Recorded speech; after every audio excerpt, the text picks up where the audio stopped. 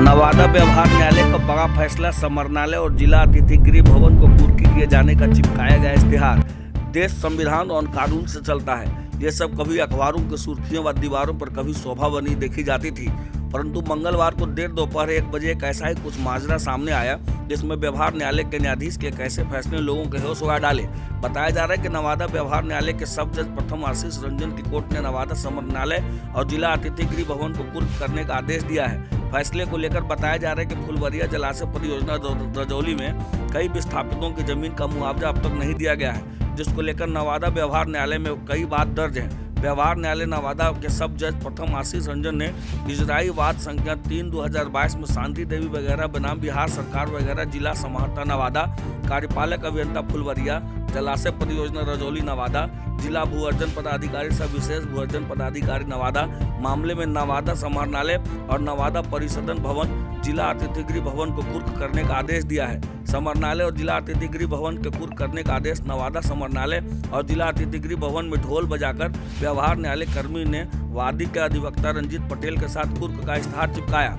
बता दें कि वादी के पक्ष में अधिवक्ता रंजीत कुमार पटेल इस मामले को देख रहे हैं। बताया गया कि बिहार सरकार की उदासीनता के कारण 2015 में इस मामले में 10,27,388 रुपये 27 पैसे का भुगतान किया जाना था, जो भुगतान नहीं किए जाने के कारण प्रतिवर्ष 15% सूद की राशि के साथ भुगतान करने का निर्देश दिया गया था, जो वर्तमान में लगभग 25 लाख रुपए हो चुके हैं, जिससे भुगतान भी करना होगा। व्यवहार न्यायालय के न्यायाधीश ने राशि का भुगतान नहीं किए जाने पर नवादा समरनालय और जिला भवन की नीलामी का आदेश निर्गत करने की बात कही है। का जो कुर्क का आदेश हुआ उसके बारे में ये मामला इजराई वाद संख्या 3/2022 का है। माननीय न्यायालय व्यवहार न्यायालय नवादा सब जज प्रथम श्री आशीष रंजन साहब का न्यायालय का है। ये मामला 2022 में एक्सक्यूशन दायर किया गया था।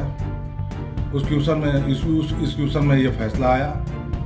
फैसला में दिया गया कि सरकार पैसा नहीं दे रही है, जो फुलवरिया जिला से संबंधित मामला है, और फुलवरिया जिला से योजना के विस्थापितों का आज जो परिस्थितियां हैं उससे के कारण देखते हुए न्यायालय ने समझा कि सरकार पैसा नहीं देगी तो इसको कुर्क कर नीलाम किया जाए। इसमें विशेष रूप से ऐसा हुआ कि सरकार को पूर्व में नोटिस दिया गया, जिसमें समाहर्ता महोदय को, कार्यपालक अभियंता एवं जिला भू अर्जन पदाधिकारी को इस मामले की सूचना 2022 में ही दिया गया था। उसके बावजूद भी ये लोग न्यायालय की प्रक्रिया में ईमानदारी पूर्वक भाग नहीं लिए और कोर्ट में अपना पक्ष रखना, भुगतान कब कर रहे हैं नहीं कर रहे हैं इस संबंधित कोई बात नहीं रखते हुए, न ही इनके सरकार की तरफ से कोई प्रतिनिधि उसमें विशेष रूप से भाग लिए। अंतोगतवा सब जज प्रथम व्यवहार न्यायालय नवादा ने कुर्क करने का आदेश दिया। ये मामला 81-82 साल का है। 1981-82 में फुलवरिया जलाशय योजना जब डैम बना, उस जमाने में ये लोग का जमीन मकान सब एक्वायर कर लिया गया था। एक्वायर करने के बाद न्यायालय में मुकदमा चला। 2015 में इसका फैसला आया कि मकानधारियों को, जो ये केस मकान से संबंधित है, को मुआवजा की राशि 10 लाख कुछ हजार है, 10,27,388 रुपया 27 पैसा है, उसको भूधारियों को भुगतान होना था। 2015 से हमारे भूधारीगण विशेष भू अर्जन कार्यालय के चक्कर लगाते रह गए, जिला भू अर्जन के कार्यालय के चक्कर लगाते रह गए। अंतोगतवा कितने भूधारी ऊपर भी चले गए, 1-2 पीढ़ी तो चला गया, उसको मुआवजा आज तक नहीं मिल पाया था। लास्ट में परेशान होकर ये लोग एक्सक्यूशन बाद दायर किए, जो आज इस स्तर पे आया है कि न्यायालय को कुर्क किया जाए। और इसमें हमारे भूधारीगण अपने पिटीशन में भी दिए कि उनकी जो गाड़ी है समाहर्ता महोदय का या समाहरणालय भवन है, इंस्पेक्शन बंगला को कुर्क कर नीलाम कर हमें पैसा दिया जाए। इसमें ये भी मांग किए थे कि उनको अरेस्ट किया जाए अगर वो नहीं करते हैं तो। वो पिटीशन में दर्ज है। उनके द्वारा दायर किया गया मुकदमा में मांग किया गया था।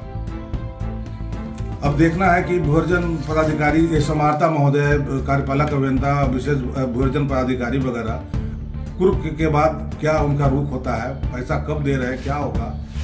अगर ये पैसा इस कुर्क के आदेश के बाद भी नहीं देते हैं तो अगला कदम नीलामी की प्रक्रिया की जाएगी। न्यायालय के द्वारा आदेश नीलामी की प्रक्रिया ही देना एक मात्र रास्ता है। अब पत्रकार महोदय आप लोग के माध्यम से लोगों को कहेंगे कि भाई आप लोग आइए और ये नीलामी की प्रक्रिया में भाग लेकर समाहरणालय को खरीदिए और हमारे मुवक्किल को उस राशि से मुआवजा की राशि प्राप्त होगी। कहाँ कहाँ ये नोटिस चिपकाया गया है कुर्की का? ये नोटिस समाहरणालय भवन का जो सीढ़ी है समाहर्ता महोदय के कक्ष तक जाने के लिए, उसके बगल में, जहाँ से आम जनता को दिख सके, और ढोल बजाया गया वहाँ पे। और न्यायालय के आदेशानुसार जो न्यायालय का जो प्रोसेसर होते हैं, जो नजारत से बहाल होते हैं, वो आए, उपस्थित हुए। एक दो गवाह लोग आए थे जो बुधारी के पक्ष से थे, और चूंकि हम उनके अधिवक्ता हैं तो हमारा रहना उचित था, हम भी थे वहाँ पे, और चिपकाया गया। उसके बाद वहाँ के बाद डाक बंगला, जो हमारा सर्किट हाउस कहते हैं, इंस्पेक्शन बंगला कहते हैं हम लोग उसको, वहाँ गए और नया बिल्डिंग जो बना है उसके मुख्य दरवाजे पे चिपका कर ढोल बजाया गया और बताया गया कि ये कुर्क की जा रही है। और इस तरह से प्रक्रिया अभी तक। ये भूधारी लोग कहाँ के हैं? ये लोग ये अभी वर्तमान में ये लोग विस्थापित है, और विस्थापितों को पुनर्वासित करने के लिए हरदिया सेक्टर ए में सरकार के द्वारा 25 डिसमिल जमीन देकर बसाया गया है। वहीं पे खाना बदोश की जिंदगी झोपड़ी बनाकर किसी तरह जीवन यापन कर रहे हैं। आज अगर ये राशि मिल जाती 15 में तो आज बाल बच्चे इनका व्यापार व्यवसाय कर एक अच्छी जिंदगी जीते, लेकिन आज फटेहाल जिंदगी जी रहे हैं सब। थोड़ा अपना परिचय दे दीजिए। मेरा नाम रंजीत पटेल, एडवोकेट, व्यवहार न्यायालय नवादा।